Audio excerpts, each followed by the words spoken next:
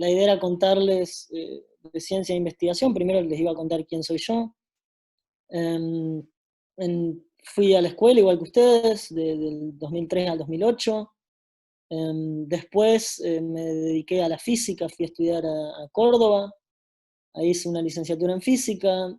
Después eso me llevó a Marsella a hacer un máster en física, y finalmente ahora estoy haciendo un doctorado en física también, en Holanda, en la Universidad Tecnológica de Delft, donde hago computación cuántica. También les voy a contar un poco de eso al final. Y ahora, a medida que estoy terminando el doctorado, estoy empezando a meterme en una empresa, una startup, que está empezando a vender computadoras cuánticas en Barcelona. Y bueno, la idea es contarles un poco de eso. La idea sobre todo era empezar a contarles de investigación y desarrollo, cómo funciona, qué tipo de carrera propone la investigación y desarrollo, cómo empezaría uno una carrera en investigación y desarrollo. Pero cuando me puse a pensar la charla, se me vinieron a la cabeza una cosa más general aún. Y entonces pensé en hacer la charla de esta manera. Vamos a ir de lo más general a lo más particular. Lo más general que les puedo contar es conocimiento, ya les voy a contar por qué. Después contarles bien cómo funciona todo el ámbito de la investigación. Y finalmente les puedo contar qué hago yo, que es computación cuántica, eso es lo que investigo, y un poco contarles de qué se trata y demás. Pero, ¿por qué digo que hay una cosa muy general que me di cuenta que les quería contar? Porque los dos títulos son Ciencia y Tecnología y Investigación y Desarrollo. Y esos dos títulos son, hablar de esos dos títulos es hablar del envase, el verdadero contenido es el conocimiento. La ciencia y la tecnología no son más que una colección de conocimiento que caben en libros de una biblioteca, por eso puse ahí una foto de una biblioteca. Y la investigación y desarrollo no son más que la solución que encontramos como sociedad, la organización de producir conocimiento. Y el conocimiento es muy importante, no solo porque, bueno, porque vivo el conocimiento, pero sino porque es lo que nos distingue de los hombres de las cavernas, es lo que nos hace una sociedad desarrollada, es lo que nos hace una sociedad tecnológica. El conocimiento tiene valor humano. Y esto es algo muy general que, más allá de si se vayan de esta charla diciendo, uy, quiero dedicar mi vida a la investigación, o si salgan de la charla diciendo, no, sigo con mis planes de hacer, no sé, ingeniería, que igual también es conocimiento y muy aplicado, y también tiene muchísima investigación, o quiero hacer arquitectura o lo que fuera, igual, de todas maneras, el conocimiento es trascendental, atraviesa cualquier aplicación. ¿Por qué? Porque tiene valor humano, es lo que nos hace ser una sociedad desarrollada, desde cosas básicas como el fuego, la rueda. Ahí les puse un gráfico que típicamente se usa para mostrar el progreso del conocimiento en las eras de la humanidad. Y cada vez hay más, producimos mejor y más conocimiento, ya llegando a la época de la información, donde producimos computadoras, producimos, bueno, primero sistemas informáticos, transistores, computadoras, todo lo que han logrado con la programación. Um, y eso es importante, porque no importa si quieren dedicarse a la investigación o no, siempre el conocimiento va a atravesar cualquier actividad humana que quieran hacer. Siempre, y la va a atravesar mediante su aplicación. Uno siempre habla de ciencia y tecnología, de investigación y desarrollo. De poco sirve saber que existe el fuego si no tenemos el desarrollo tecnológico de la antorcha para iluminar una caverna. Y esto además toca muchísimo algo que está ahora, un tema que está de moda ahora en Argentina, que es la economía del conocimiento. Está de moda por un proyecto de ley que hay en el Parlamento, eh, que las economías del conocimiento son una de las maneras en que muchos países han logrado generar muchísima riqueza y han logrado progresar. De manera que toca no solo investigación y desarrollo, toca las crisis interminables de Argentina, toca el problema de crecer como sociedad, toca el problema de todo. Seguramente han visto bastantes de los términos que agregué ahí: Big Data, Data Science, análisis cuantitativo, fintech, programación. Es todo conocimiento, es todo desarrollo y aplicación de conocimiento. Y entonces, antes de empezar con el tema de investigación y desarrollo, me pareció que venía a tema, por la época en la que están, la etapa humana en la que están, decirles algo que me hubiera encantado que me digan cuando yo tenía su edad, que es en la etapa en la que están ahora, en la que van a decir, van a pensar, ¿qué carajo hago cuando salga de la secundaria? Y seguramente tienen presiones o intereses de todos lados, de su familia, de sus amigos, de sus conocidos, de qué van a hacer. Lo mejor que les podría decir y lo mejor que me hubiera encantado que me digan es, piensen qué actividad humana, económica quieren hacer, y de ahí piensen qué conocimiento necesitan. Ese es el mejor consejo que me hubiera gustado que me digan, y que atraviesa, bien atravesado por el conocimiento, como valor que atraviesa todas las actividades humanas. Y con esto contarles que hay una actividad humana que es la que yo hago, económica, que es la investigación y desarrollo, y quiero contarles cómo es, para que la consideren. Así que bueno, la parte de investigación. Antes de arrancar, tengo un jueguito un poco interactivo. La idea de esta charla es que sea interactiva, no quiero que estén callados y dar un monólogo. Así que hice un pequeño experimento. Vamos a hacer un juego. Pará, a ver. Dame un segundo. Vamos a hacer un juego. Quiero saber, antes de empezar a contarles de investigación y desarrollo, quiero que me cuenten ustedes qué les viene a la cabeza cuando hablan de, cuando les digo ciencia y tecnología, investigación y desarrollo. Así que vamos a hacer una cosita interactiva. Esperen que cargue. Ustedes ven mi pantalla, ¿no? Sí. Sí, sí. Vamos a hacer una cosita interactiva. Qué problema. Bueno, ahí tienen las instrucciones para seguir. Pueden entrar ahí, tienen ese código. De hecho, las instrucciones están también en... Las instrucciones están también acá. Y la idea es que me digan qué piensan, qué les viene a la cabeza cuando les digo investigación y desarrollo. De esa manera también un poco me aseguro de contarles lo que creo que está bueno contarles, lo que les interesa, lo que han escuchado, bueno,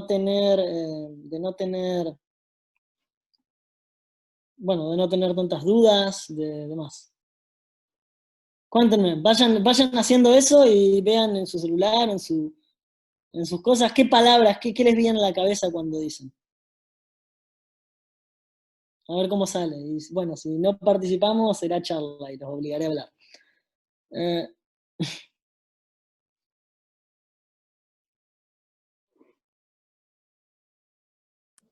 ¿Se manejan en hacer eso? ¿Cómo era la página, Ramiro? Menti. Perdón, no lo señalé, está acá arriba. Perdón, está ahí arriba. Becario, bien. No sé quién lo puso, pero bien. Se pueden repetir las palabras, la idea es que va haciendo una nube de palabras y las más grandes van a resaltar. Quiero ver por dónde va su idea cuando les digo.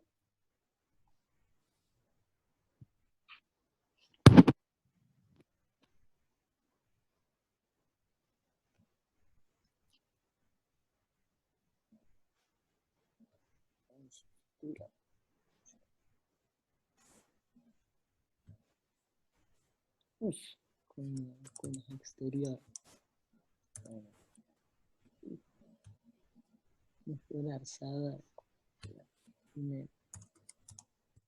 Los voy a esperar, no sé, 2 minutos, 3 minutos. Están buenas las palabras.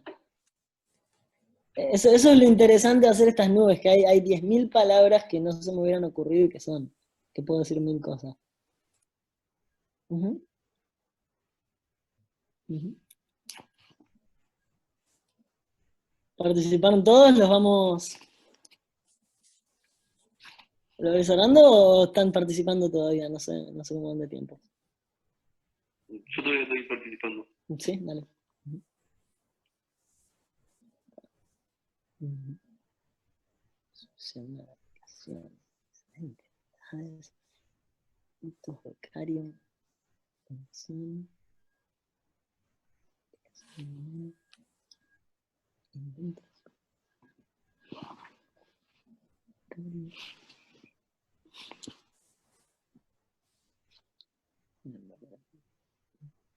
científica, tecnología. Bien. Bueno, les doy un minutito más y después vamos con la charla. Ujú.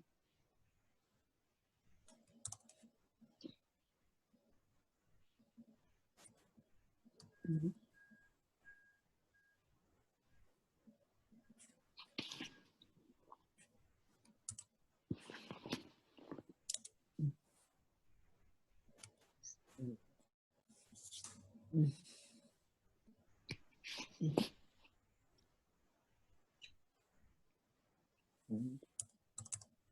Ujú.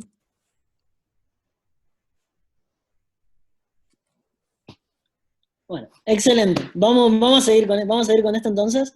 Me encanta porque hay un montón de cosas que no eran las primeras que se me ocurrían y que hay muchísimo para decir que definitivamente lo toca. Es excelente ver cómo gente piensa distintas cosas. Y definitivamente podemos hablar de todas. La idea es, podemos tocar, creo que no he visto nada. Muy piolas son, mirá que le había puesto un filtro por si querían escribir cosas zarpadas. Y muy piola, ni una palabra filtrada, excelente. Así que lo vamos a detener acá antes de que se aviven y empiecen a poner palabras zarpadas. No, pero excelente. Ahora les digo lo que tengo preparado. Lo que tengo preparado son un par de diapositivas de cómo funciona la investigación y después un par de diapositivas de lo que hago yo específicamente, que es computación cuántica. La idea es que me puedan parar en cualquier momento. La idea, me encantaría poder tocar todas las palabras. Hay muchísimas, hay descubrimiento, desarrollo, hay, ¿para dónde está? Búsqueda de respuestas, perseverancia exterior, para ver qué más, atreverse, vanguardia, hay un montón que están buenísimas. Y me gustaría que me paren, y si no las cubro, antes de que pasemos de tema a lo particular, que es lo que hago yo, computación cuántica, me paren y charlemos y veamos dónde entra cada cosa. Em, Excelente. Y después voy a pasarlas a repasar un poquito antes les quiero contar lo fijo, lo que ya sé, y vemos de charlarlas y de ver qué nos hicimos pensar cada uno. Bueno, ¿cómo funciona? ¿Cómo sucede la investigación y el desarrollo? La investigación y el desarrollo son personas, somos un montón de personas haciendo una vida, una carrera en algún tema.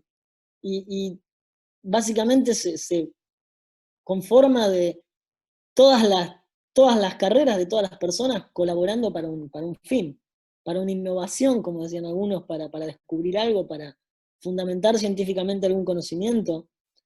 Y siempre empieza de la misma manera, una carrera de grado.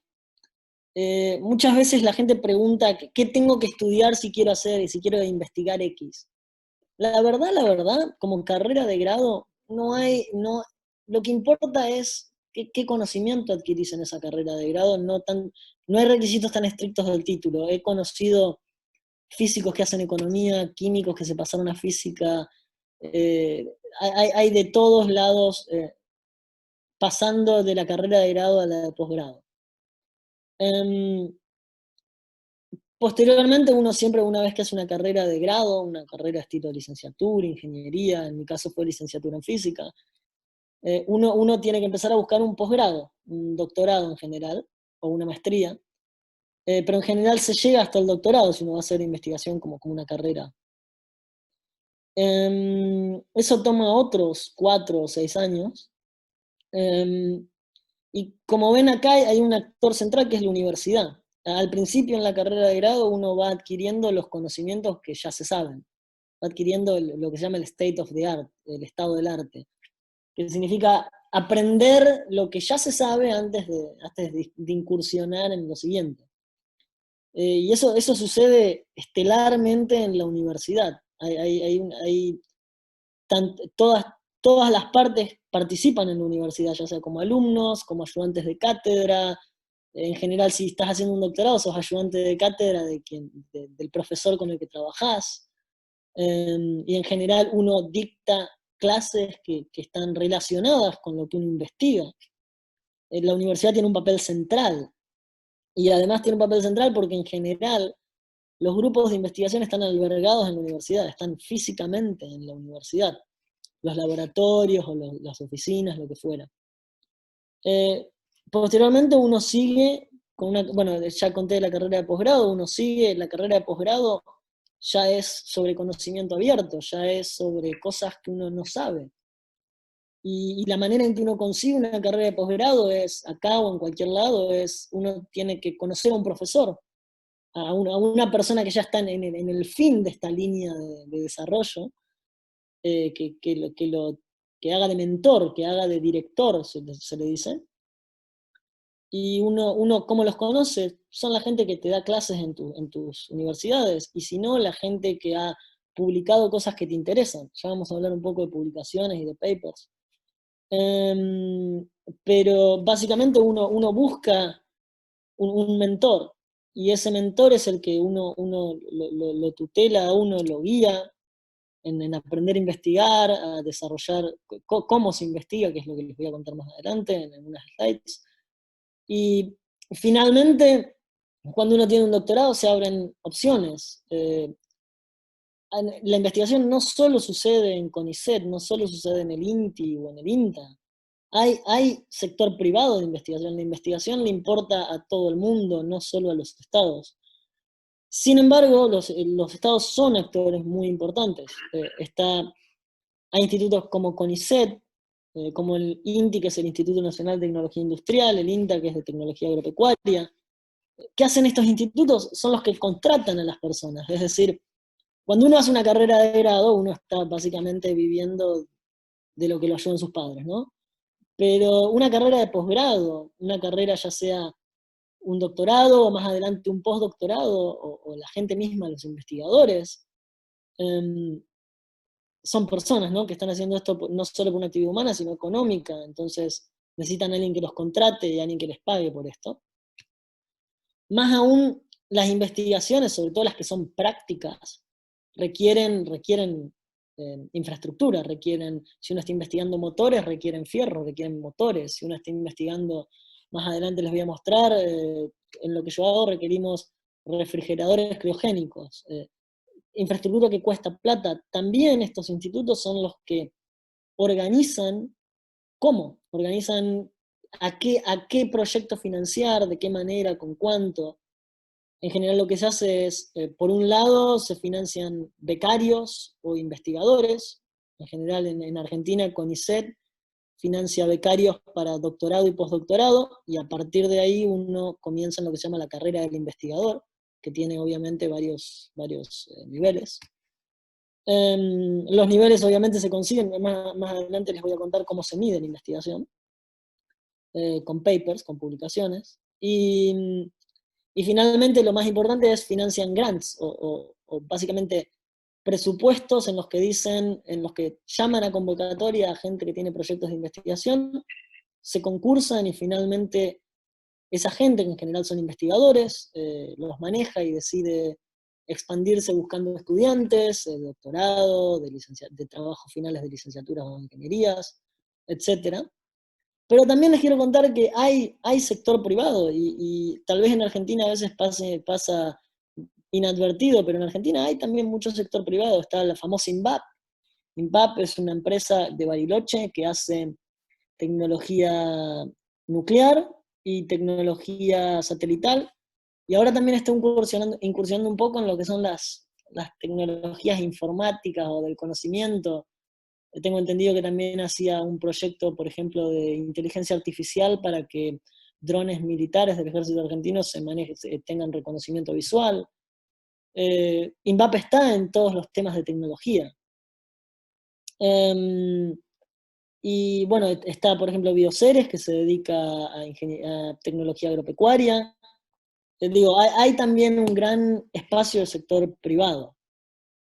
Interrúmpanme si tienen dudas no sé, porque no sé, creo que lo pasé muy rápido, no les conté mucho de cómo es un doctorado, de cómo es.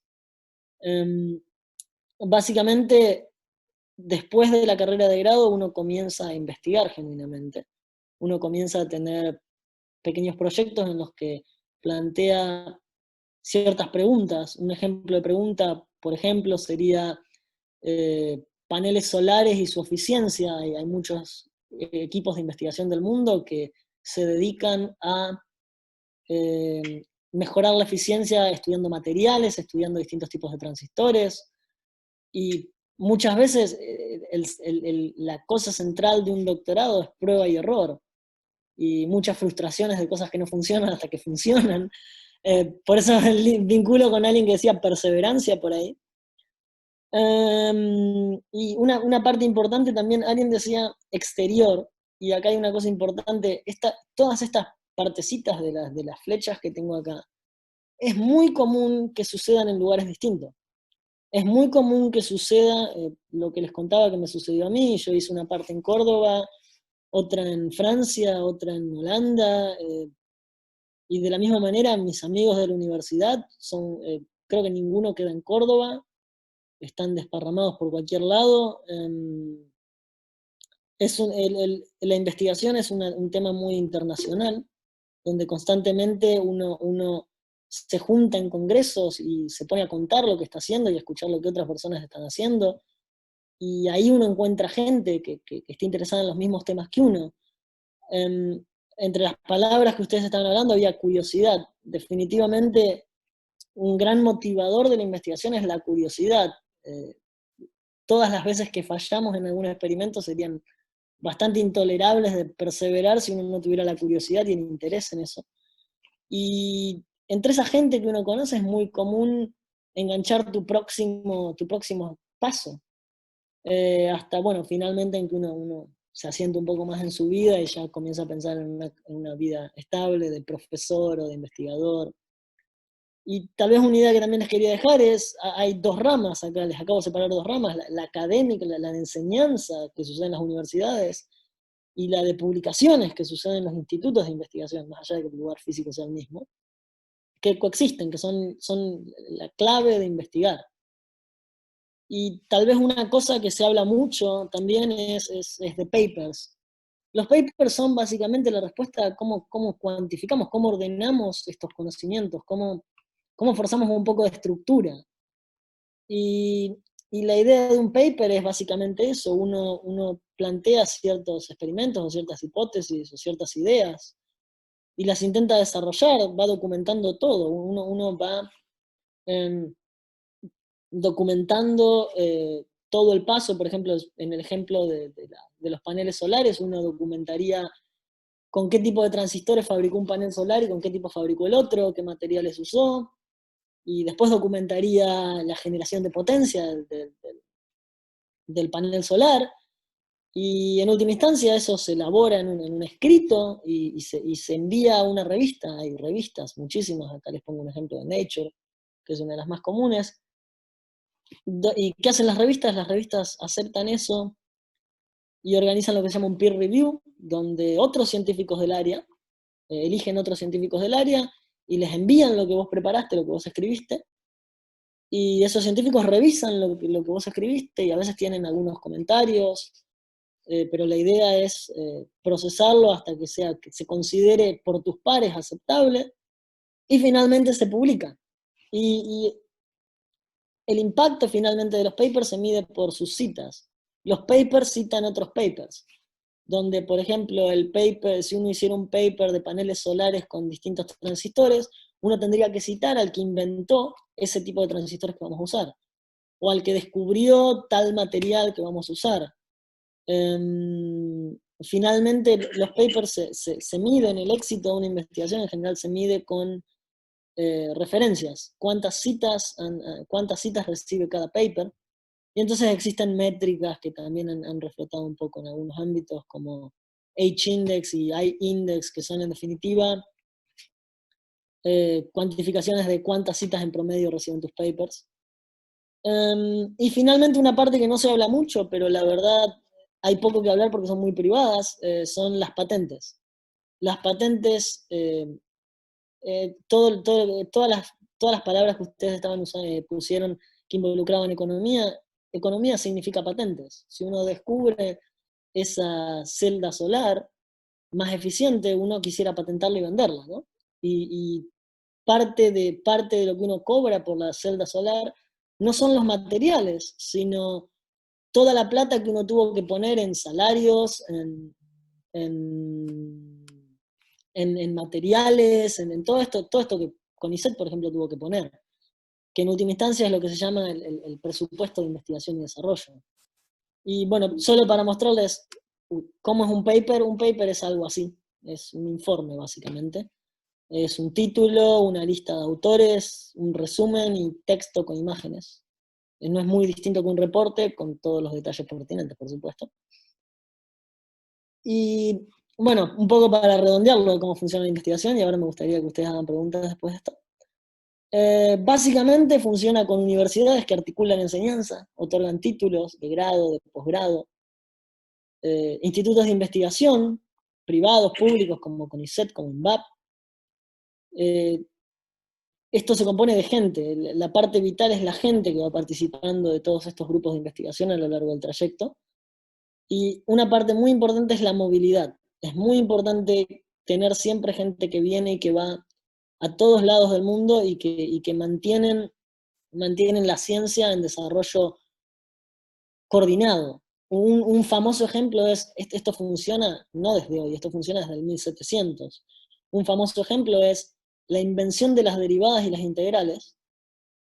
Fue simultánea, al mismo tiempo se atribuyen a Newton y a Leibniz. Son dos personas distintas que a la vez estaban investigando lo mismo. Esto sucede en todos los ámbitos de la investigación. Hay muchísima gente en todo el mundo investigando lo mismo. Por eso es muy importante el tema de la publicación, el tema de mostrarle a la gente lo que se ha publicado. Un detalle no menor también es que las páginas web fueron inventadas para eso. El que inventó el lenguaje HTTP de Internet es un físico del CERN, del colisionador de partículas de Suiza, que quería compartir sus resultados, básicamente sus papers, más rápido con sus amigos. Y inventó las páginas web para eso. El objetivo es generar conocimiento que se cuantifica en papers o en patentes. Y bueno, me gustaría que me digan bueno, preguntas, sector de preguntas, antes de pasar a la parte de computación cuántica, que es específicamente lo que hago. Ramiro, yo te saludo, soy Andrés, soy compañero de Fede en la parte de prácticas profesionalizantes. Andrés. Y respecto a los papers, te quería preguntar, eso tiene una estructura, me imagino, ¿no es cierto?, que tenés que respetar, ¿sí? Y debe haber diferentes tipos de papers también, no debe ser lo mismo, como vos decías, hacer una investigación en la parte de energía solar que en la parte humanística, porque también tenemos investigación qué sé yo, en otras áreas. Entonces, ¿hay diferentes tipos de papers también? Bueno, por supuesto hay diferentes tipos de papers. Específicamente cuál, bueno, hay ciertos estándares. En general, los papers los que pueden. Primero, la primera división es la que vos marcás. Los papers de áreas sociales, donde hay mucha redacción, mucha argumentación redactada, donde es difícil cuantificarla, entonces gran parte de la argumentación es redactada. Esos papers no suelen tener mucho límite de páginas o demás, pero los papers tecnológicos, donde sí se puede, o de ciencias exactas, donde papers de química, de áreas de la física, de áreas de la astronomía, en general tienen un formato bastante estándar que es no más de 4 o 5 páginas.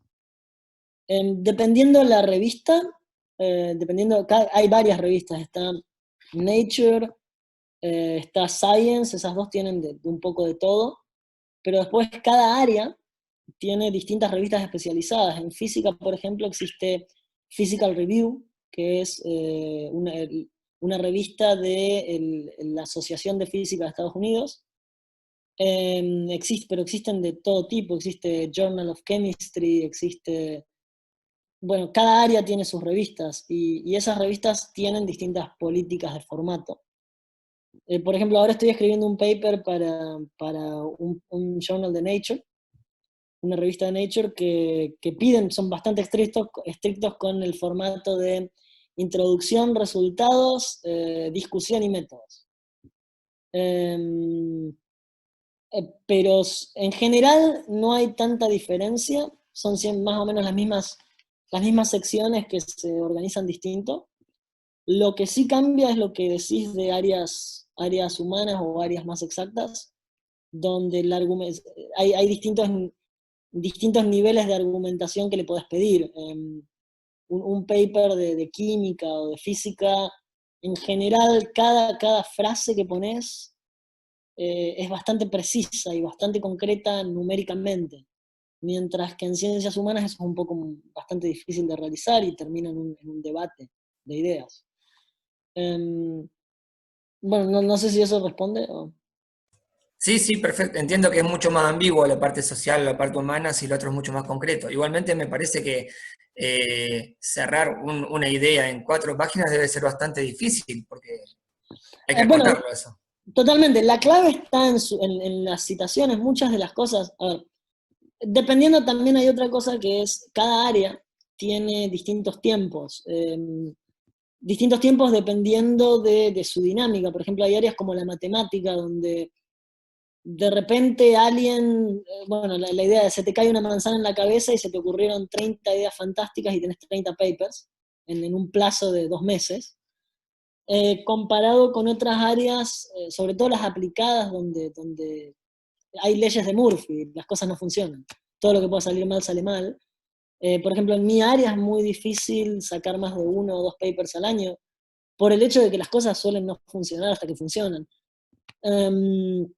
Tengo entendido que en astronomía, por ejemplo, trabajan muchísimo tiempo sin nada, hasta que de repente logran juntar suficiente información y finalmente publican un montón. O sea, de 3 años que no publican nada, eh, de repente publican 3 o 4 papers de una.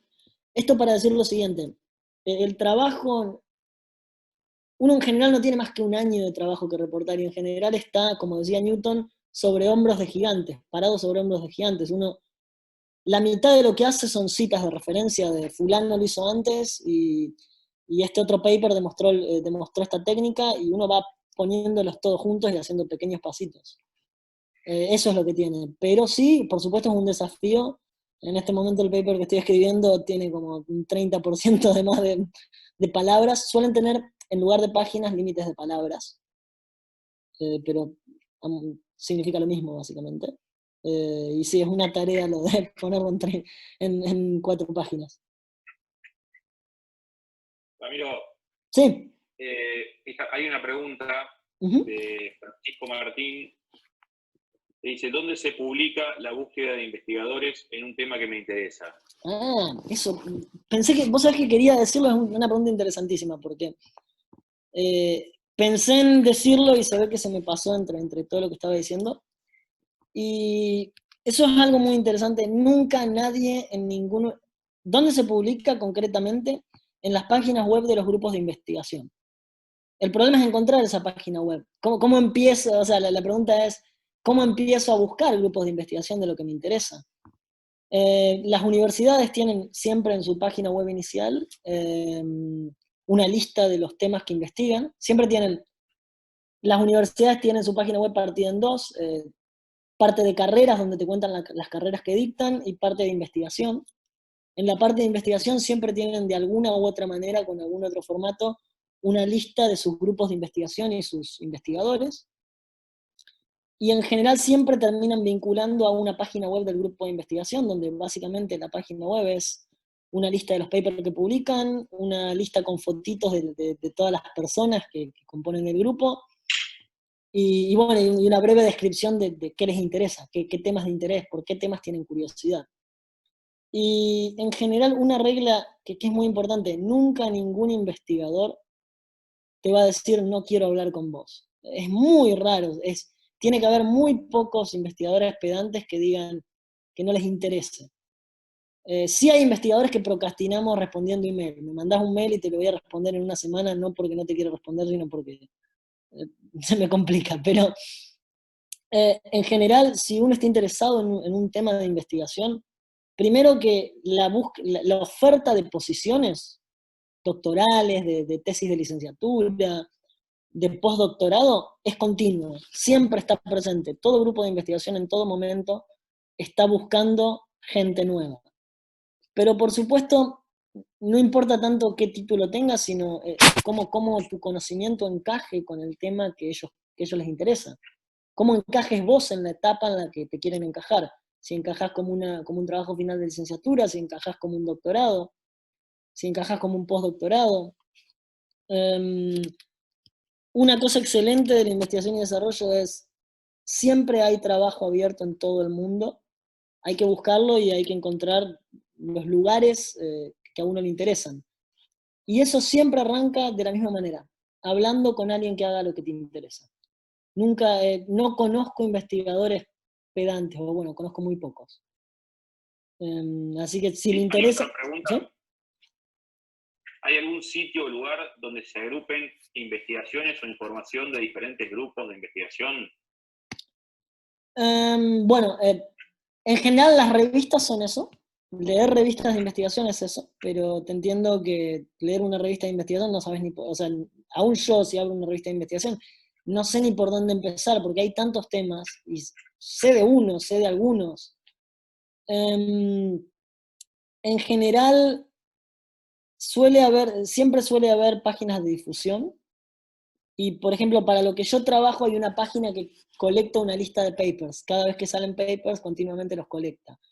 Se llama circuitqed.net. Pero para papers de física, sí te puedo decir exactamente dónde.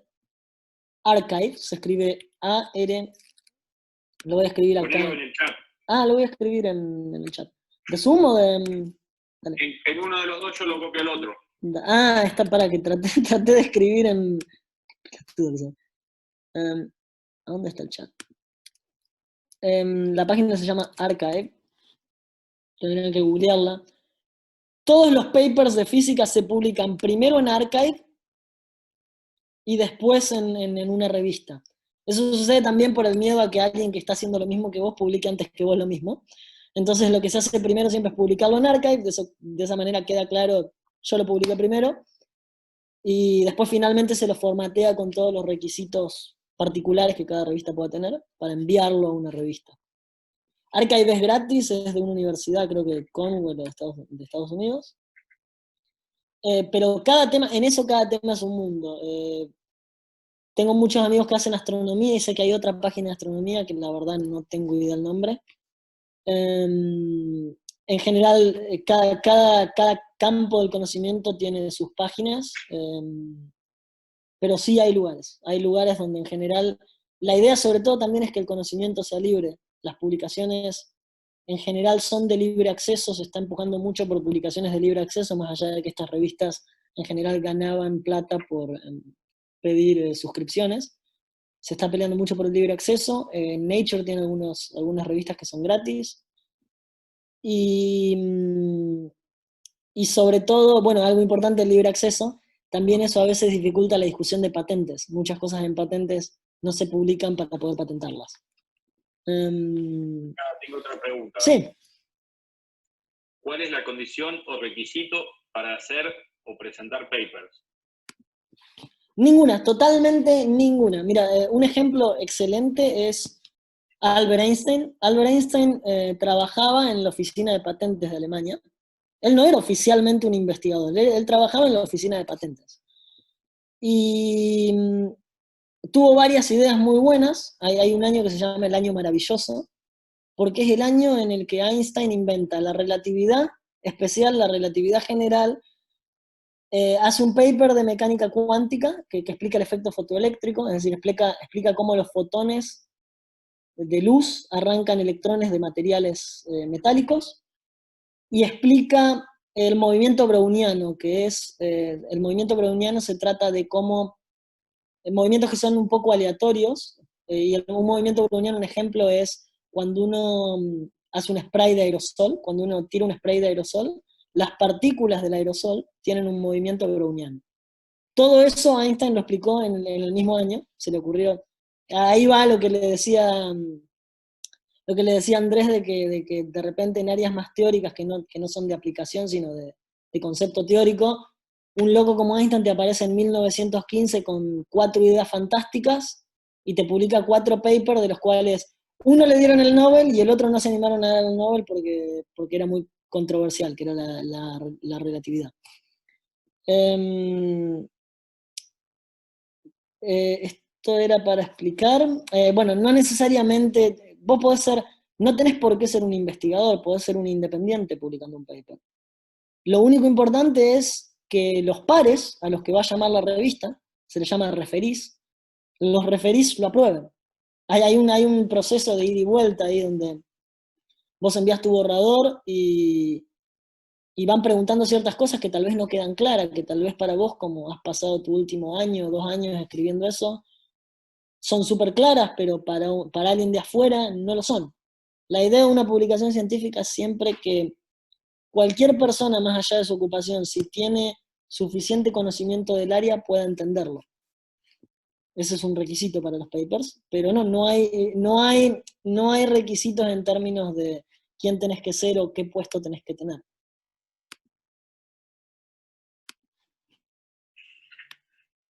Acá también me pregunta ¿Sí? Carlos, ¿quién garantiza que esos borradores no sean plagios? Excelente pregunta porque nadie. La respuesta es tan fea como nadie. Es un sistema humano que es propenso a errores. Y de hecho, hay una investigación, una persona que básicamente programó un robot que escribía artículos chatarra, artículos inservibles, inútiles, automáticamente generados por computadora, y los iba enviando, ¿no?, a distintas revistas. Y bueno, ahí es donde las ciencias sociales, por ejemplo, son un poco bastante más difíciles de evaluar y complican esta cuestión. De repente en ciencias sociales muchos artículos pasaban de la nada y bueno, hay toda una discusión al respecto de cómo mejorar el sistema de peer review, de revisión de pares.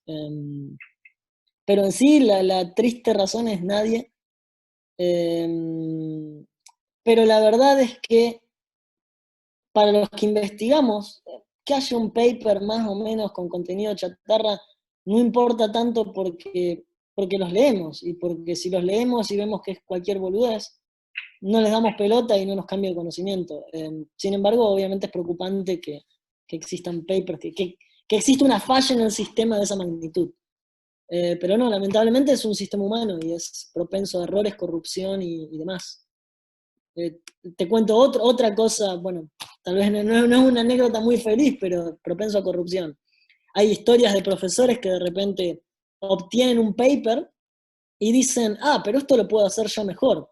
Y se excusan diciendo, no lo puedo revisar porque tengo conflicto de intereses, y van y lo hacen y envían algo exactamente igual pero mejor. Eso es un acto de corrupción, obviamente. Son fallas del sistema. Y bueno, también por supuesto muchas veces lo que sucede es cuando tenemos a alguien compitiendo muy ferozmente contra nosotros, se le pide a la revista, por favor no incluyan a fulano porque es un competidor directo y tiene conflicto de intereses. Sí, no sé si...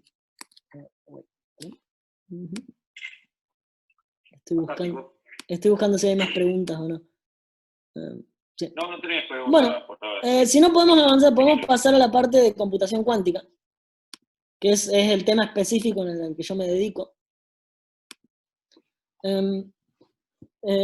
Bueno, particularmente me dedico a esto, que es computación cuántica. La idea de computación cuántica es un poco emular la computación clásica de otra manera, con algunas perspectivas de sacarle algunas ventajas. La computación clásica, los que son de electro probablemente esto ya lo sepan, es básicamente cablecitos que tienen corriente o no.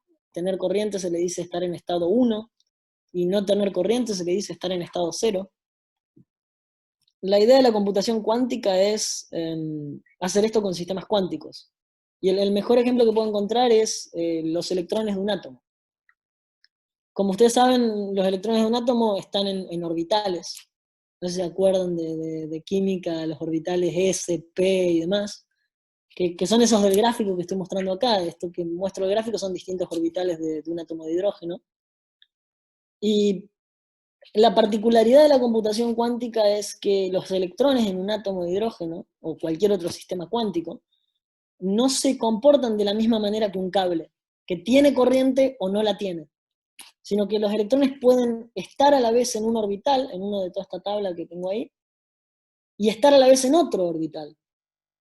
Pueden estar a la vez simultáneamente en varios orbitales. La idea es que vamos a usar estados cuánticos. La idea de la física cuántica es que las partículas, la energía y la materia no pueden estar en cualquier estado, sino en una cierta cantidad de estados. Por eso se le dice cuántica, porque la cantidad de estados posibles está cuantizada. El electrón no puede estar en cualquier parte del espacio, solo puede estar en las partes del espacio que les muestro en estos orbitales. Por eso se les llama estados cuánticos, porque están cuantizados. Hay 0, 1, 2, no hay nada entre medio del 0 y el 1. No hay nada entre medio de este orbital y este. La idea de la computación cuántica es agarrar ciertos de estos estados y llamarles 0, llamarles 1, así como le llamamos 0 y 1 a tener o no corriente. Y... ¿dónde está mi...? Me perdí con la presentación. Acá está. Bien. Y la parte central es esto que les digo, de que pueden estar en varios estados a la vez. Eso es lo que se llama superposición. La idea es que uno, para escribir los estados cuánticos, ya no puede escribir 0 o 1, sino que tienes que escribir esto que les llamo acá. ¿Ven mi cursor? Sí. No sé si ven mi cursor. Esto que les llamo acá, esto se llama una función de onda. Y lo que quiere decir esto es que el estado del sistema está representado por esto. El estado del electrón, por ejemplo. Ya después les voy a dar sistemas más, que van a sentirse más en casa con los sistemas que les voy a dar. Pero el estado de este electrón es tanto 0 como 1, a la vez, simultáneamente. Y cuando uno mida, cuando uno decida de alguna manera, con algún mecanismo físico, preguntarle al electrón, ¿en qué estado estás? El electrón va a responder aleatoriamente, totalmente al azar. Va a responder o 0 o 1. Pero la probabilidad con la que responde 0 o 1 es el cuadrado de este número. O sea, el cuadrado de 1 sobre raíz de 2 es 1/2. Y obviamente las probabilidades tienen que sumar 1, ¿no? Porque hay un 100% de probabilidad de que esté en algo. Eso es una función de onda, y es muy interesante porque de alguna manera significa que la mecánica cuántica es diferente de la mecánica clásica, en el sentido de que es aleatoria, de que uno no obtiene el mismo resultado midiendo varias veces el mismo estado, sino que uno tiene que coleccionar estadísticas y aprender sobre este número. Pero da cosas más raras aún, porque da posibilidad a lo que se llama entrelazamiento. La idea es que cuando uno piensa en 2 bits, o 2 qubits, dos bits cuánticos, uno los tiene que escribir así, los tiene que escribir de a 2, de a pares. Donde el primer número representa uno de los bits, de los qubits, y otro de los qubits. Y uno puede obtener cosas raras, como este estado, donde fíjense que si tratan de reproducir el jueguito que yo les dije, van a decir, bueno, cuando mido uno de estos electrones, voy a medir o 0, 0 o 1, 1. Pero ahí debiera resonarles que estoy incluyendo al otro bit. Es decir, yo les dije, mido uno de los bits, de los qubits, y a la vez estoy medio condicionando al otro qubit. De hecho, no solo lo estoy condicionando totalmente. Si un qubit respondió 0, el otro también va a responder 0. Si uno respondió 1, el otro también va a responder 1. Esto se llama máxima coordinación. ¿Por qué? Porque están coordinados de manera máxima. Más allá de que es aleatorio, si responden 0, 0 o si responden 1, 1, responden siempre lo mismo.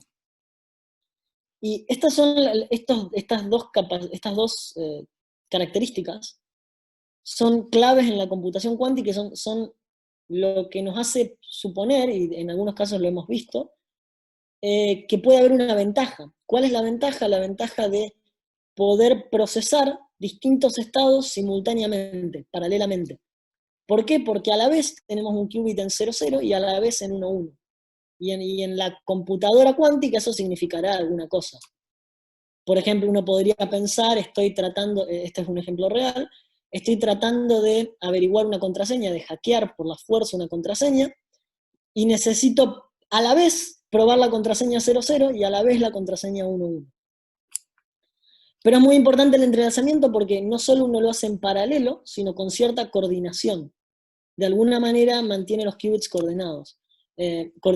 Y eso es lo que nos da la esperanza de lo que se llama el quantum advantage, o ventaja cuántica.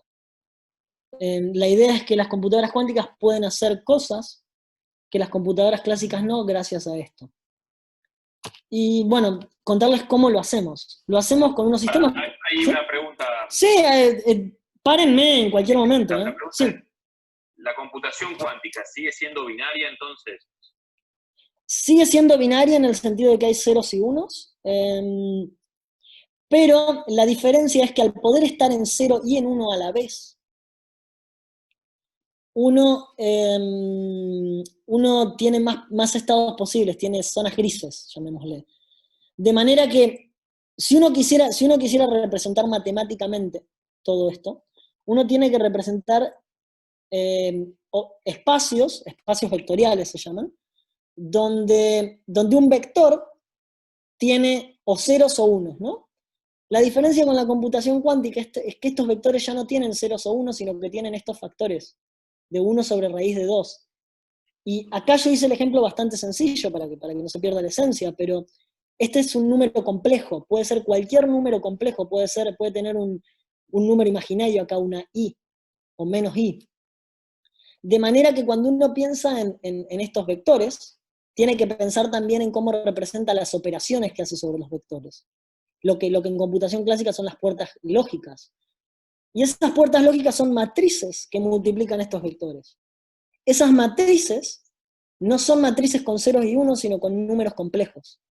De manera que lo que quiero decir es, la computación cuántica sigue siendo binaria, pero con matrices que no tienen solo ceros y unos, sino números complejos de módulo menor o igual a 1. Es decir, números complejos cuyo radio es menor a 1. No sé si responde eso a la pregunta. Anímense a interrumpir con habla, no necesitan solamente escribir, no sé si... Bueno, no, era justamente eso. O sea, porque vos en la otra computación común tenías todos ¿te acordás los números que eran el 2 a la 2, el 2 a la 3, que es 8, todos esos que ya estaban preestablecidos, ¿no es cierto? Y que son los que todos conocemos, y que los iban formando todos los bits. Entonces tenés un montón de estados intermedios entre todo eso, por lo que entiendo. Sí, es que una cosa, mira, por ejemplo, acá en el ejemplo de 2 bits, de 2 qubits acá que usé, abajo, mencioné 2 estados, pero si vos siguieras la línea de pensamiento que me estabas contando recién, vos dirías existen 00, 01, 10 y 11, ¿no? Sí. Y lo que sucede es que existen un montón de estados de alguna manera intermedios, y la interpretación es que el qubit está con cierta probabilidad en un estado y con cierta probabilidad en otro. Pero en sí, el espacio vectorial, formalmente en matemática, el espacio vectorial tiene la misma dimensión. Cuatro estados posibles, 00, 01, 10 y 11. Lo único que sucede es que pueden tener distintos factores de peso, que son imaginarios, que son complejos, pero... Claro, pero ¿cómo armás una tabla de verdad? O sea, en todos esos estados. Ah, bueno, eso es lo interesante, tenés que dejar de pensar en la tabla de verdad, por eso tal vez no puse un poco el ejemplo para no marear, tenés que dejar de pensar en la tabla de verdad, y bueno, la verdad es que te tengo que decir, eso es un tema de investigación, cómo programar una computadora cuántica, entender qué pensar, en qué pensar, particularmente es algo que estoy haciendo yo, un poco desde los experimentos, no tanto de lo teórico, pero pensar en qué cosa útil, qué herramienta útil similar a la tabla de verdad tenemos. Porque claramente la tabla de verdad solo va a hacer uso de las partes clásicas, de lo mismo que una computadora clásica. De hecho, en cursos de computación cuántica se empieza mostrando cómo con computación clásica podés hacer lo mismo que una tabla de verdad, pero la idea es hacer lo que no podés hacer con la tabla de verdad. Y la verdad, la pregunta es interesantísima porque no tiene solución concreta todavía. Hay muchísima investigación, hay empresas privadas también que están en investigación en eso, y que que realmente estamos en la pregunta de ¿qué hacemos? ¿Cómo programamos una computadora cuántica? También por eso mucha gente, bueno, en realidad hay dos en este momento, una computadora cuántica es de mi grupo de investigación, que está en la nube para que la gente juegue con ella, y otra es la primera que largaron de IBM. La idea es que la gente juegue, no solo porque quieren popularizar esto, sino también porque les permite considerar cosas que tal vez no se le ocurrieron por inventiva, por innovación. La respuesta concreta es, ¿cómo programar una computadora cuántica? No sabemos muy bien. Eso es un tema de investigación, eso es lo que se investiga, al menos en la parte teórica de Quantum Advantage. ¿Cómo usar esta ventaja para hacer algo útil?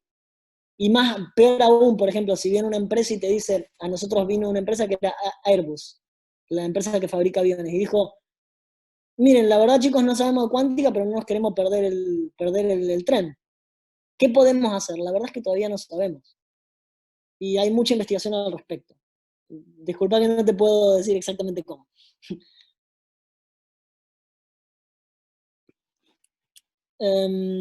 ¿Cómo programar una computadora cuántica? Bueno, los invito a que más después al final les voy a mostrar, les voy a pasar el chivo de nuestra computadora cuántica, para que prueben de ver.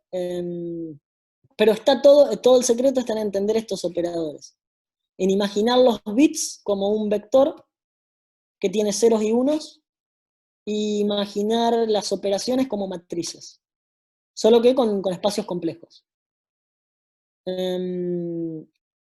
Y bueno, sí, no sé si eso responde a tu pregunta.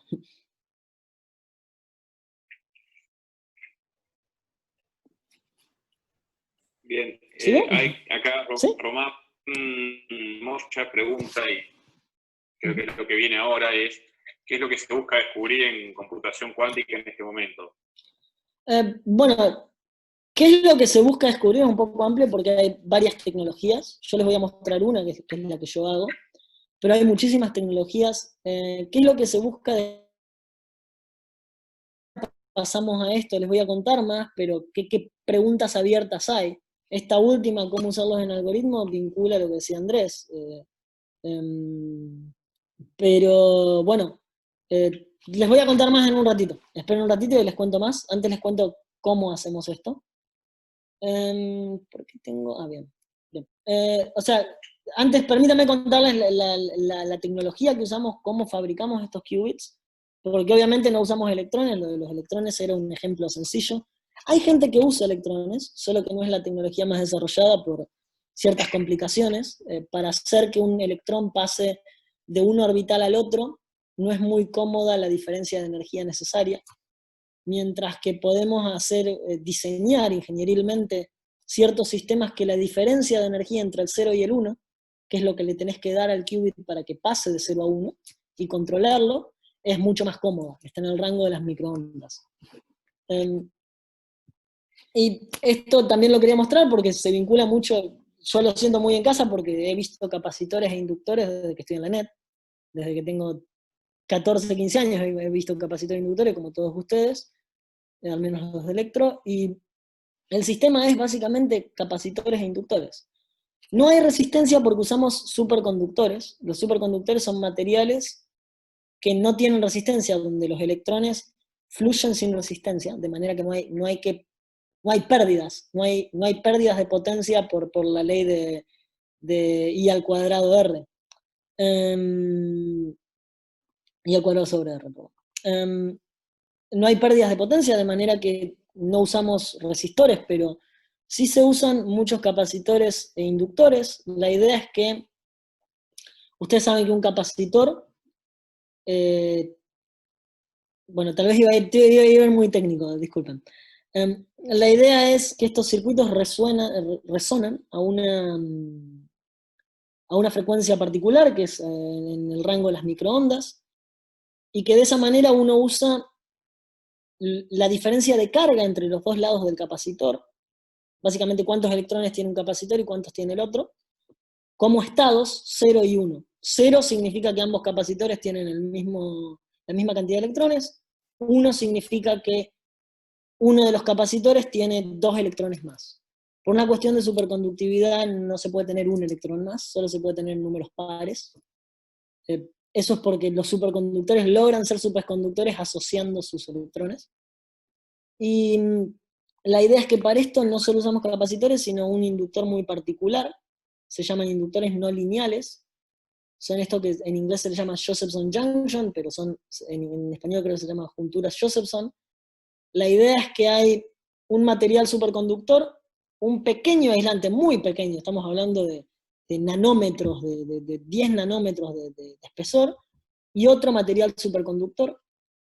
Eso, por ciertas particularidades, genera una inductancia que es no lineal. Es decir, ustedes saben que las inductancias son componentes donde al sentir un campo magnético intentan compensarlo, ir en contra del cambio en el campo magnético, generando una corriente que genere el campo magnético opuesto.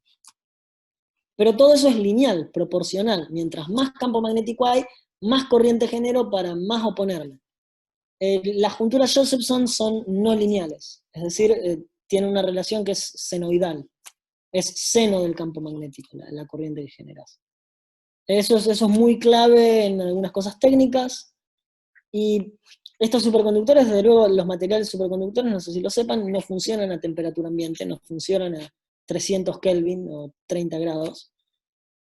Funcionan a temperaturas bajo cero, muy menores a cero, funcionan en nuestro caso a 10, 20 milikelvin. De manera que hay una parte de fierro muy interesante, una parte técnica e ingenieril muy interesante también, que es la parte criogénica. Necesitamos refrigeradores criogénicos como el que les estoy mostrando ahí a la izquierda. Son básicamente grandes tubos puestos al vacío, que adentro de ese tubo está lo que ven al medio, que es esta torre con varios platos, cada plato va bajando la temperatura. Estas torres no solo están al vacío, sino que tienen un circuito que va pulsando helio, helio como líquido refrigerante, de la misma manera que los refrigeradores usan un líquido refrigerante, y logra llegar con varias cuestiones tecnológicas a 10-20 milikelvin, es decir, 10-20 miligrados arriba del cero absoluto. Y bueno, ahí tienen una foto para que vean, comparado a tamaño humano, cómo son los platos. Esta foto es exactamente de mi laboratorio, estos son, el de atrás es mi jefe y el de al lado es un postdoc de mi laboratorio. Y es exactamente el mismo refrigerador, así que esta es la dimensión real. Y bueno, tenemos que operar básicamente, ¿qué hacemos? Fabricamos estos dispositivos. Estos dispositivos no los mandamos a fabricar, los fabricamos literalmente nosotros con nuestras manos, es decir, todo el proceso de litografía, que es básicamente el proceso de nanofabricación de dibujar estructuras que son micrométricas, no sé si ven las dimensiones micrométricas de las cosas, de generar todas estas estructuras que, si básicamente lo ven, son un plano que se llama plano ground, plano de tierra, que es todo lo gris que ven acá, y todos los canales que ven en verde, o en rojo, o en amarillo, o en anaranjado, llevan corriente, son conductores centrales que tienen una cierta capacidad y una cierta inducción contra el ground, contra la conexión a tierra, que está toda al mismo potencial. Y estos como puentecitos que ven, también es una parte muy linda de la construcción, una receta muy linda de nanofabricación, que garantiza que una parte del plano de tierra está al mismo potencial, son conductoras, que la otra parte. Y la idea es que ponemos energía, ya sea por microondas o en otros ámbitos, con estas líneas de control, para lograr que el qubit vaya de 0 a 1 de una manera controlada. Y aprendemos a hacer estas puertas lógicas. Finalmente, esto tal vez responde mejor la pregunta que habían hecho antes. ¿Qué es lo que investigamos? Bueno, constantemente investigamos cómo perfeccionar cada parte de la cadena, cómo mejorar la fabricación. La verdad es que en este momento todos los que estamos compitiendo tenemos 10 a 50 qubits, y la verdad es que no podemos tener muchos más, porque cada vez que tratamos de generar más, nos sale mal, no funcionan por una variedad gigantesca de problemas que también estamos tratando de identificar. Sabemos unos cuantos y estamos tratando de identificar otros. De manera que una gran parte es la nanofabricación. Gente en lo que se llama salas limpias, es decir, salas con temperatura y presión controlada, donde tenés que usar una de estas túnicas blancas para fabricar y para tratar todo con la máxima limpieza posible, donde uno maneja ácidos y componentes bastante agresivos, todo para hacer estos tratamientos de materiales y en definitiva dibujar las estructuras de capacitores y demás que uno quiere. ¿Cómo montarlos criogénicamente? Hay un montón de ingeniería al respecto de ese montaje que ustedes estaban viendo que mi colega hacía, respecto de cómo montarlos, cómo mejorar la conductividad térmica entre todo el refrigerador, que está a 10-20 milikelvin, y el chip que fabricamos, que está apoyado sobre el refrigerador, cómo mejorar la filtración de todos los campos electromagnéticos que hay alrededor, aislarlos para que no alteren este circuito, porque se alteran muy fácil. ¿Cómo controlarlos? Esto de que mandamos pulsos electromagnéticos básicamente corriente, a una cierta frecuencia, que es en el rango de 4 GHz, mandamos esas corrientes y cómo controlarlos mejor, cómo lograr que el qubit haga exactamente lo que queríamos. Esto que le respondía Andrés, de que hay ciertas matrices que multiplican el estado, y eso son las puertas lógicas. ¿Cómo generar exactamente la puerta lógica que uno quería generar? Y finalmente, ¿cómo usar eso? ¿Cómo armar con puertas lógicas cosas interesantes? En mi caso, por ejemplo, mi doctorado ha sido sobre simulaciones de química. Cómo simular con qubits electrones en un orbital de un átomo. Precisamente esa es una de las aplicaciones más inmediatas, porque al ser los electrones sistemas cuánticos, probablemente es muy útil representarlos con otros sistemas cuánticos, como los qubits. Pero, por supuesto, hay muchos errores en estos qubits. El estado actual es que sabemos cómo fabricar qubits, sabemos cómo generar puertas lógicas, pero el nivel de errores que tenemos, la fidelidad de esa puerta lógica, es decir, si tenemos un estado de entrada, le aplicamos una puerta lógica y obtenemos un estado de salida, comparamos ese estado de salida con lo que debiéramos haber obtenido si uno lo calcula a mano, la fidelidad, qué tan fidedigno eso es, no es suficiente aún. De manera que mucho de lo que aprendemos es cómo combatir los errores.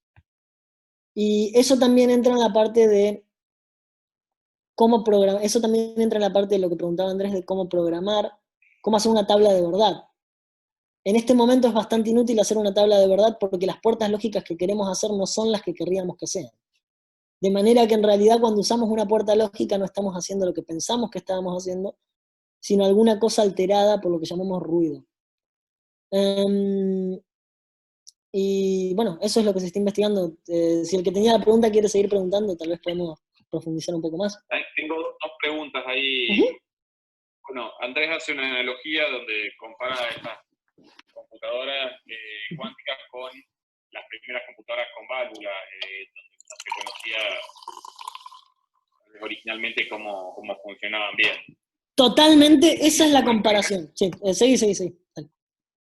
Después había alguien que tenía una pregunta, me había levantado la mano, no me acuerdo quién era. Si quiere hacerla ahora, estaría bueno.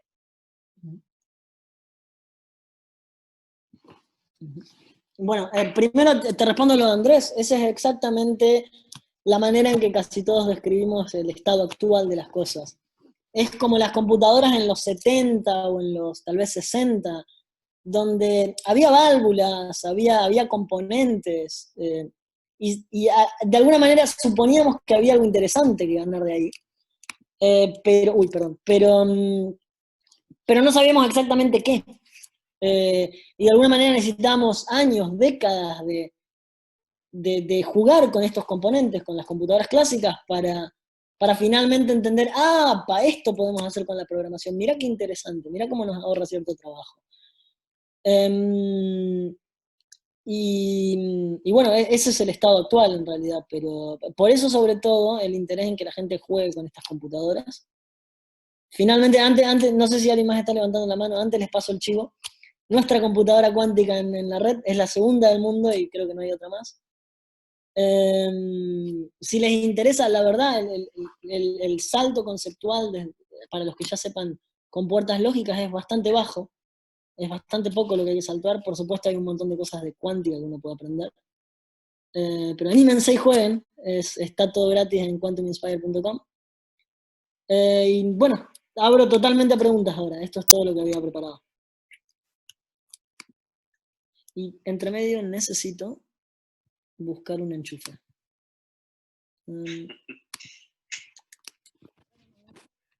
Qué raro vos quedándote sin batería. Che, pará que llegué re bien. Che, pará, todo esto, ¿estoy en el Meet? Estás en los dos, sí, sí. Ah, bueno. De hecho, yo Ahí está bien. Compartiendo tu pantalla, en el Zoom estoy compartiendo lo que vos haces en el Meet. Está bien. Dame un segundo, ya me acomodo. Mientras tanto pueden ir haciendo preguntas, que tengo que acomodar con un cargador.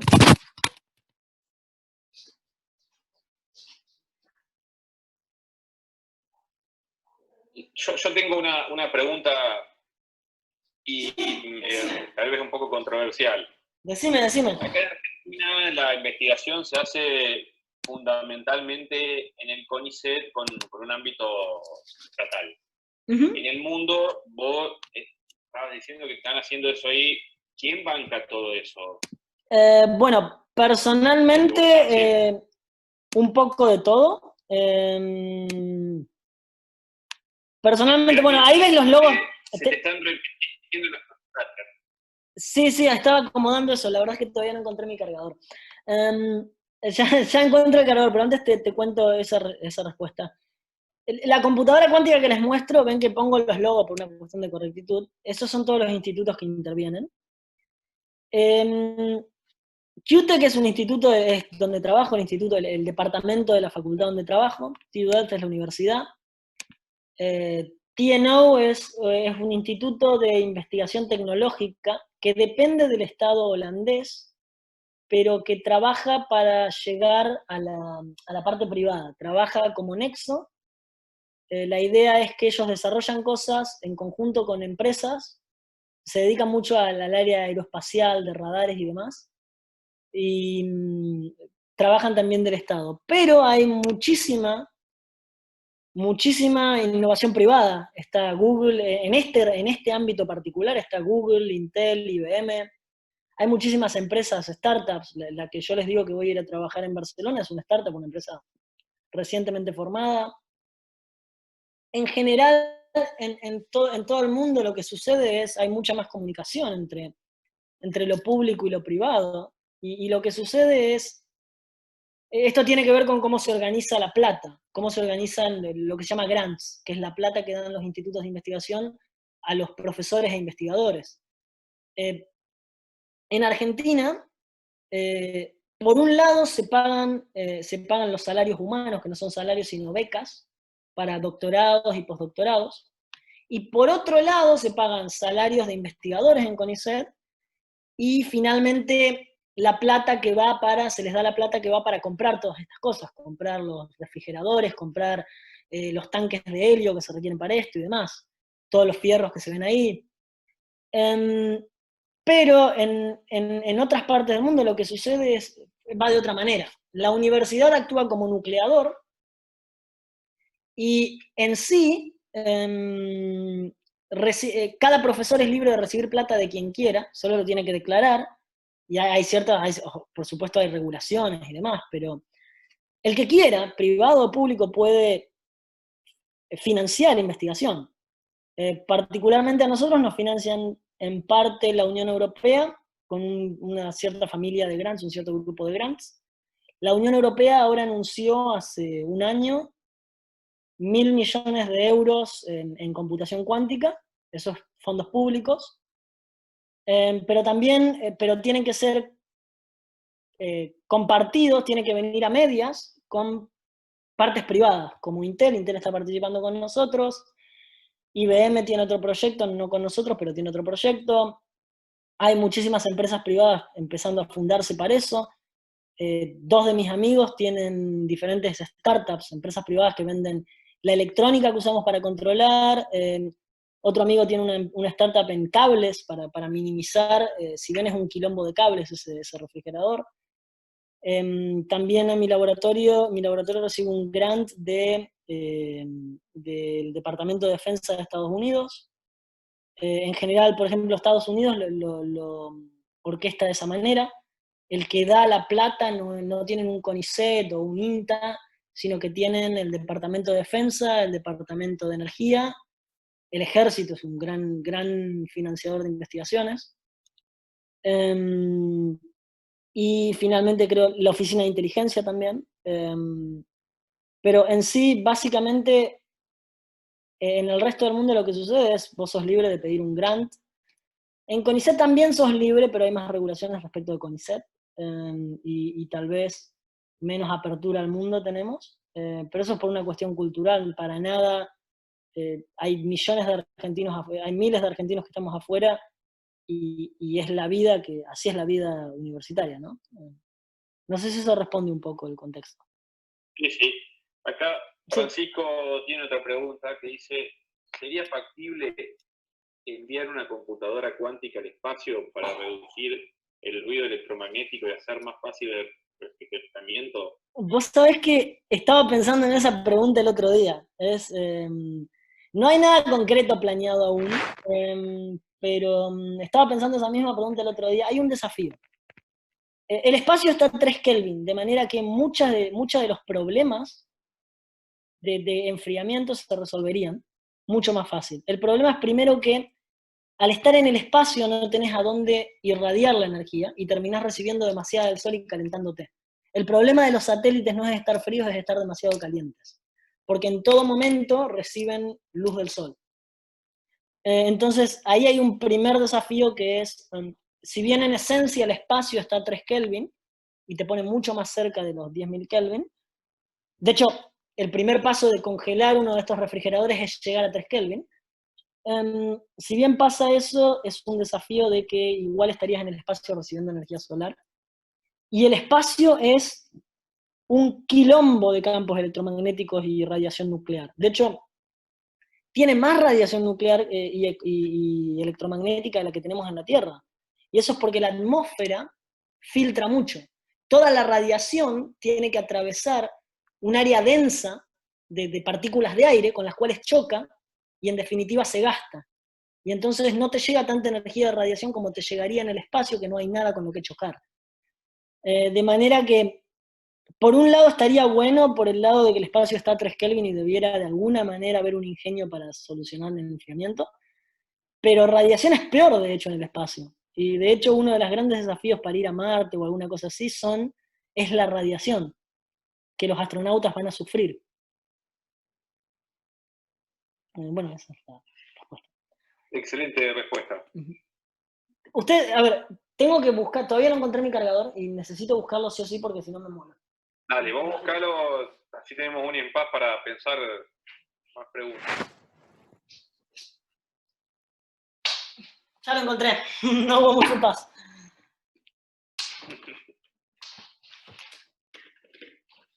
No hubo mucho impas. Vos sabés que después de esto viene el bullying en el grupo. Sí, con el cargador. Ay, Dios. Bueno, acá Andrés me pregunta si te costó mucho vos vivir de investigación. En sí, no, la verdad es que no. Pero hubo una... A ver, primero, la verdad es que no, porque cuando me fui a Francia conseguí una beca con la cual podía vivir bastante bien en Francia. Era poca plata, o sea, para el nivel de vida francés no era la gran cosa, pero era suficiente para vivir y bien.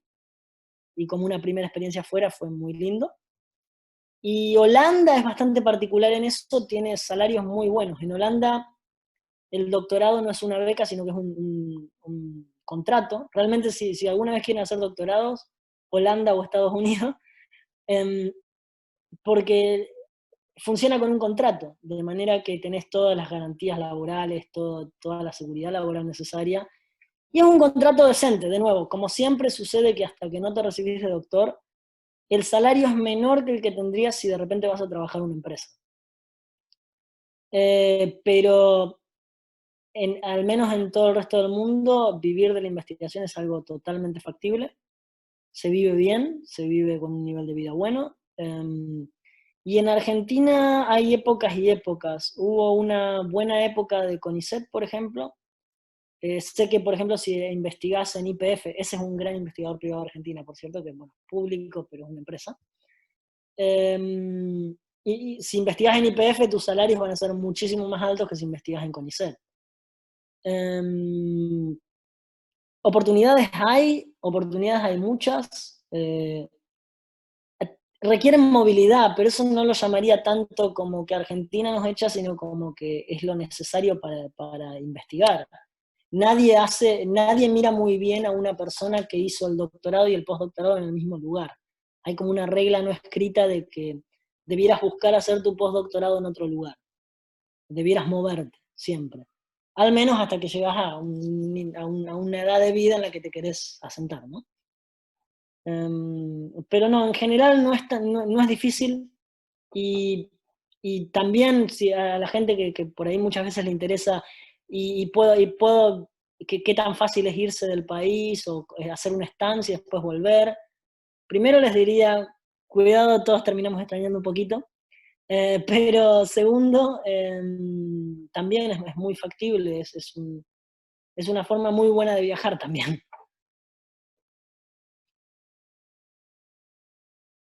Sí, sigo abierto a preguntas. Bien, ¿alguna otra pregunta? Anímense, chicos.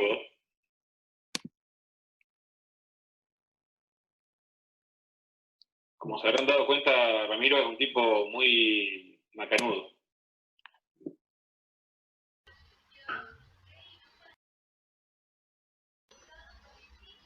Yo me quiero tomar una licencia, Ramiro. Soy la esposa de Hugo Roldán, lo tengo acá y a las vueltas, y le quería mandar un saludo porque se acuerda con mucho cariño del grupo y de ustedes. Me dijo, por favor, mandale antes de que termine. Estuviste presente alguna vez en la escuela dando también esta charla o algo parecido, y bueno, le gusta, es muy útil para los chicos. También tengo un hijo que está en el CONICET, está haciendo empieza con esas ansias de investigación, estudia biotecnología, ya casi está terminando.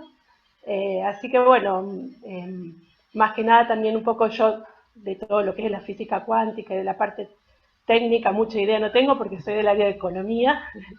Me encanta ese acento que pusiste del trabajo en equipo, porque me parece que como argentinos eso es una materia bastante pendiente. Me parece que es una idiosincrasia nuestra, por ahí somos muy individualistas, pero me encantó y bueno, quería transmitirte un poco eso. Dale. Bueno, mandarle saludos a Hugo, realmente sí. Bueno, Hugo es de los que me enseñó todas estas cosas de capacitores, bueno, a los principios, ¿no? De electrónica. Creo que Fede está dando la materia ahora. Sí, si yo te muestro en ese momento yo lo conocí a Hugo dando la materia que da Federico.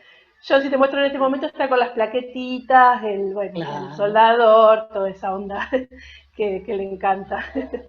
Bueno, con eso me animé a empezar en electrónica y en el interés de computación, básicamente. Y bueno, y una cosa, me alegra mucho que escuchar que hay más gente en CONICET investigando, interesada en eso. Mucha suerte a tu hijo. Sí, mi hijo es egresado también de la... Así que está por ese lado. Bueno, por eso está más o menos. Pero bueno, le gusta también toda esa parte. La investigación le encanta, lo que veo.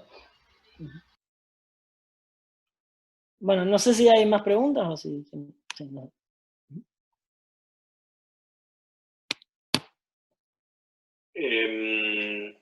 Creo que nadie más preguntó nada. Si alguno quiere preguntar, no tengan vergüenza. Hay como 7 cosas.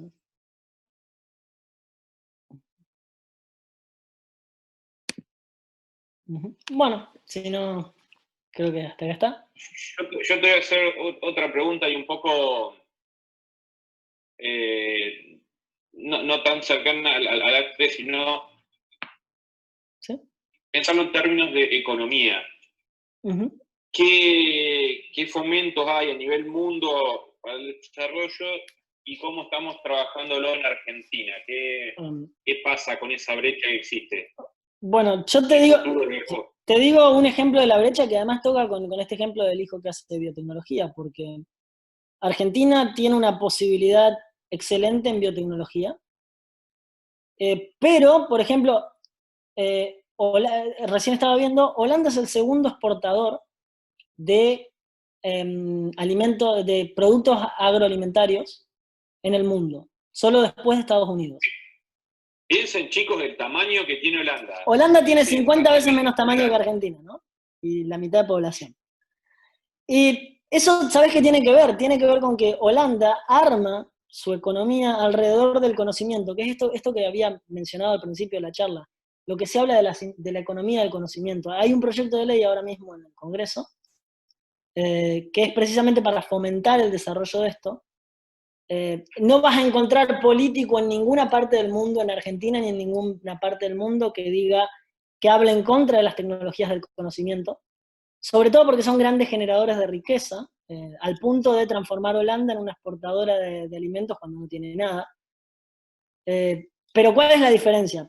¿Cómo lo logró Holanda? Vos vas por la ruta, creo que alguna vez te mandé o lo tuiteé al video, vas por la ruta y ves, no hay campos descampados, hay tinglados enteros, llenos de tecnología que está para eso, está para asegurar que las plantas reciben agua, para medir con ciertos rayos infrarrojos si las plantas están en sequía o no. Están muy altamente tecnologizados, con un montón de cosas. Por ejemplo, recuerdo cuando Hugo nos contaba alguna vez en una materia que había hecho un control para una fábrica de pollos. Bueno, es eso a la enésima potencia, es eso que sea una economía entera de eso. Y que se agregue valor de esa manera. ¿Qué incentivos hay? Países casos como Holanda, Singapur, Corea del Sur, que no tienen nada comparado a Argentina en temas de recursos. Japón, pero tienen la resolución. Japón es el gran ejemplo después de la Guerra Mundial, ¿no? Que tienen la disciplina y las ganas de apoyar el conocimiento y desarrollar esas economías. California es un estado que si se separara de Estados Unidos, igual sería la sexta economía del mundo. Eso gracias a todas las tecnológicas que hay ahí, Facebook, Google, etcétera, todas las que quieran. En tema de fomentos, el gran desafío es salir del laboratorio al mercado, ¿no? Salir a ofrecerle al mundo, ofrecerle a alguien algo. Por eso, por ejemplo, me alegra lo de biotecnología, porque creo que es algo que Argentina tiene un nicho ahí para participar de una manera estratégica, de una manera gigantesca. Y de hecho es un nicho que a pesar a pesar de toda la presión fiscal que haya, a pesar de todo lo que sea, somos líderes. Y eso un poco, quiero decir, no significa que solo nos tengamos que dedicar a eso. El conocimiento se retroalimenta, de alguna manera, cada vez más conocimiento genera cada vez más bienestar, que nos permite poner cada vez más gente desarrollando conocimiento. No necesita ser siempre lo mismo, pero es un círculo virtuoso que se alimenta. Bien, hay una cuestión que vos hablás ahí, que me parece muy, muy importante destacar, que es la inversión en educación, porque conocimiento y educación van de la mano. Todos estos chicos que están escuchando hoy esta charla son parte del futuro más inmediato de nuestro país. Y eligieron una carrera de índole técnica. ¿Qué opinás vos dentro de esas posibilidades que tenían de elegir el haber elegido una carrera técnica por sobre otras, y qué importancia tiene eso para nuestro desarrollo futuro? Es la clave porque, a ver, a mí me gusta mucho, por ejemplo, la economía, pero es necesario tener que administrar, y el valor humano está en toda esta tecnología que nos hace vivir como vivimos. De nuevo, volvemos a la idea de los hombres de las cavernas.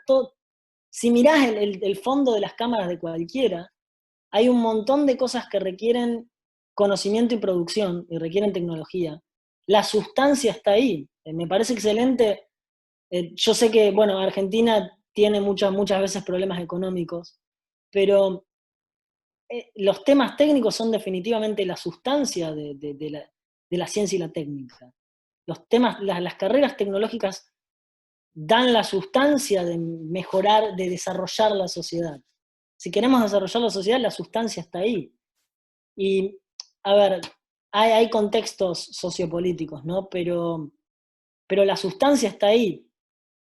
Ustedes quieren, por ejemplo, cuando ustedes van afuera del país, lo que ven es que, más allá de gente estudiando economía y abogacía y las clásicas, el desarrollo, la emoción sobre la innovación, sobre el desarrollo de la calidad de vida está sobre la tecnología. Me parece que debieron estar muy contentos de haber elegido algo técnico. Bien, acá tengo otra pregunta. Sí. Sobre el INVAP. Uh-huh. ¿Cuál es el nivel del INVAP, digamos, excelente, comparativamente con el mundo? ¿Está primer mundo? ¿Estamos muy tercermundistas? ¿Cómo lo ves? No, INVAP es excelente, es uno de los institutos que podés poner a buen nivel. INVAP vende reactores nucleares, no de potencia, sino de investigación. Es decir, no reactores que van a producir potencia para alimentar ciudades, eso más por una cuestión geopolítica que no te dejarían tener esa independencia, sino reactores de investigación. Vende tecnología satelital de punta. Tengo amigos que estaban en INVAP trabajando en proyectos de reconocimiento de imágenes para guiar drones. Básicamente le da el input es una imagen y el dron tiene que poder decidir si gira para allá, si gira para acá, si acelera, si qué hace. En cuanto a tecnología, INVAP es muy bueno y es precisamente lo que necesita. Lo que necesita el país es escapar el pizarrón y escapar el laboratorio, escapar a INVAP, escapar a una aplicación. Escapar IPF también, sí. A ver, yo podría hablarte de cuestiones políticas, quejas políticas respecto a un montón de cosas, pero respecto de innovación, ciencia y tecnología, más allá de la queja política que pueda tener sobre mercados y demás, es ir a una aplicación, es ir a una gran aplicación de mercado que le cambie la vida a la gente. Por ejemplo, si IPF descubriera cómo sacar cómo extraer mejor petróleo, tal vez se nos abarataría el petróleo y la nafta. Shell en Holanda Shell es holandesa, y en Holanda es uno de los grandes financistas de doctorados. Shell me financió un proyecto también, me olvidé decir. Financia hasta computación cuántica, quería decir eso. Digo, las empresas de ese monto saben que muchas de las innovaciones que les van a permitir perpetuarse en el mercado y que les van a permitir dar mejor calidad de vida vienen de investigación y desarrollo. Yo muchas veces veo acá en Argentina un quiebre a veces entre lo que es la investigación y después la generación de riqueza a partir de ese conocimiento. Cuando uno ve por ahí resultados de los últimos años, uno ve que Argentina es el país que tiene mayor cantidad de investigadores per cápita en América Latina, y sin embargo está como sexta o séptima en generación de patentes. Es decir, que no se está traduciendo la inversión en investigación en la generación de patentes. También habría que verlo en números y demás, pero es algo que muchas veces me hace ruido.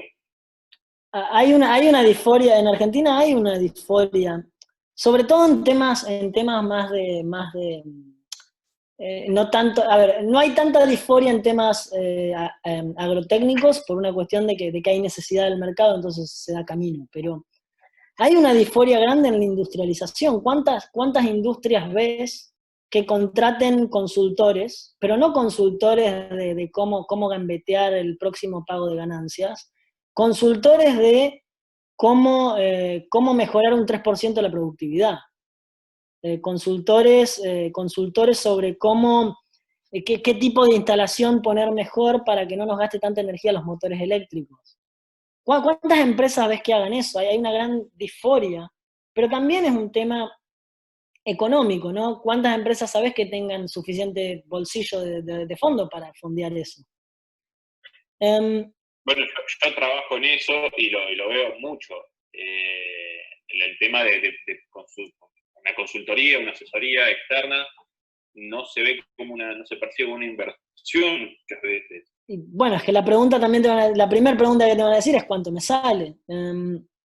Y sí, a ver, hay un tema, a la larga te sale menos que no haberlo hecho, pero ahí ya entra una cuestión económica de Argentina, ¿no? Es una cuestión de planeamiento económico, es una cuestión de cómo te arriesgás a invertir en algo que lo recuperás en 10 años si no sabes si en 10 años te estalla el país. Y por eso, por ejemplo, ahí es donde entra la ley de economías del conocimiento. Lo que hace la ley de economía del conocimiento es congelarle las responsabilidades fiscales y tributarias a cualquier empresa de cierto rango, de cierto ámbito. Sobre todo las tecnológicas. La idea era que la programación, que todo lo que es la industria de la programación, pueda sentarse en Argentina sabiendo que no le van a cambiar las reglas, que no le van a cambiar impuestos, y entonces se puede sentar y decir, bueno, yo invierto esta plata, total, yo sé que la cobro a la larga. Esa ley actualmente está pausada. Qué importante será esta economía del conocimiento, que la empresa líder y número 1 de la Argentina es una que nace de la economía del conocimiento, que es Mercado Libre. Sí. Y Mercado Libre vale hoy en el mercado internacional como 12 o 15 veces lo que vale YPF. El 10% del PBI Argentina vale, por cierto. Pero, además, otra cosa, esa clase de empresas, no necesitamos una, necesitamos 1000. Necesitamos 1000 porque es la clase de empresas que además tiene la espalda y la visión larga, porque ya no está jugando un juego corto, sino un juego largo, de financiar, de decir, bueno, sí, está bien, financio 10 doctorados, financio 20 doctorados. YPF empieza a hacer un poco de eso, pero necesitas más de eso. Pero ahí pasa lo que nos pasa siempre con el tema de que los argentinos somos cortoplacistas. Medimos nuestro desarrollo en función de cuánto tiempo falta para la próxima crisis y cuál va a ser la gravedad de esa crisis. Entonces ahí tenemos un tema que es que no tenemos visión de largo plazo porque no podemos consolidar políticas de largo plazo en temas como esto, por ejemplo. Bueno, una salida que hay, que actualmente está frenada, es decir, la ley fue aprobada pero no está aplicada, está frenada su aplicación por el decreto de necesidad de urgencia, es esa ley del conocimiento, darles, bueno, mira, sabemos que no podemos darles estabilidad porque todavía tenemos discusiones políticas que tener como país, pero decidimos que la ciencia del conocimiento, la economía del conocimiento es importante y les congelamos los impuestos. No se quejen más, sigan. Pero actualmente, bueno, está congelada la aplicación de esa ley. Bien, tengo una pregunta acá de Andrés. Sí. Que dice, vos que estuviste como investigador tanto en Argentina como en otras partes del mundo, ¿no te parece que en nuestro país la investigación y desarrollo se sigue viendo como un gasto y no como una capitalización? ¿Y cómo te parece que podríamos romper ese paradigma? Totalmente me parece que sí, que hay mucha gente que la sigue viendo como un gasto, que lo sigue viendo como... que le cuesta ver la utilidad detrás de la investigación. Y cómo romper el paradigma... mira, para mí el paradigma se rompe de una sola manera, que es... El problema con ese paradigma es que la razón por la que lo vemos como un gasto es porque nadie se atreve a llevarlo al mercado. Y el que se atreve, lo denostamos, lo atacamos. Galperín, por ejemplo. Y necesito un cambio en el que hay que necesitamos aceptar que sí, que va a haber... Perdón, chicos, Galperín es el dueño de Mercado Libre. Si uno de ustedes no lo sabe, es el dueño de Mercado Libre. Para mí lo que necesitamos es eso, necesitamos darle todas las armas, no a un Galperín, a 1000, para que logren disfrutar los frutos, justamente, tener los frutos de ese conocimiento. El conocimiento que desarrollan en el caso de Mercado Libre es el conocimiento de cómo a manejar toda la logística de paquetes para entregar cosas, que en esta cuarentena ayudó bastante, y cómo realizar pagos. tiene que ver también con lo que vos decías, Fede, me parece, con esto del cortoplacismo. Nosotros queremos los resultados ya y el proceso de investigación lleva a veces muchos años. Entonces es como que ahí es donde se ve el gasto y no la inversión, ¿sí? Me parece también que tiene un poco que ver por ese lado. Hay investigaciones que tardan mucho tiempo y bueno, los países por ahí no están predispuestos a esperar ese tiempo que lleva una buena investigación, ¿sí? Nosotros por ahí lo vemos con los chicos, los proyectos que por ahí nosotros llevamos adelante en la escuela, que por ahí ellos se enojan cuando algo no sale, que bueno, o sea, la investigación es eso, repensar sobre la práctica hecha y a veces desechar también y volver a pensar, y bueno, no es fácil a veces hacerse esa idea también, me parece, ¿no? Sí. Y somos resultadistas también, eso es otro tema. Bien, tengo una pregunta acá de Francisco Martín. ¿Es posible para un país o empresa patentar o en el extremo reservar el secreto de conocimiento, dado el caso de encontrar una solución definitiva para el funcionamiento de las computadoras cuánticas? Totalmente, hay un poco de dos cosas, ¿no? Pero totalmente lo que estás diciendo pasa, de hecho. Mucha de la investigación de la ciencia que se publica, entonces que más allá de que la quieran mantener secreta, vos sabés lo que el otro está haciendo. Pero también, por ejemplo, empresas como IBM, Intel y Google ya han patentado cosas de computación cuántica, van patentando lo que pueden. Por ejemplo, específicamente los diseños de esos capacitores. Los capacitores, eso que les mostraba, tienen una cierta optimización del diseño, de qué forma darle esos capacitores por ciertas funciones que tienen, y esas cosas están patentadas. Bien. ¿Alguna otra pregunta?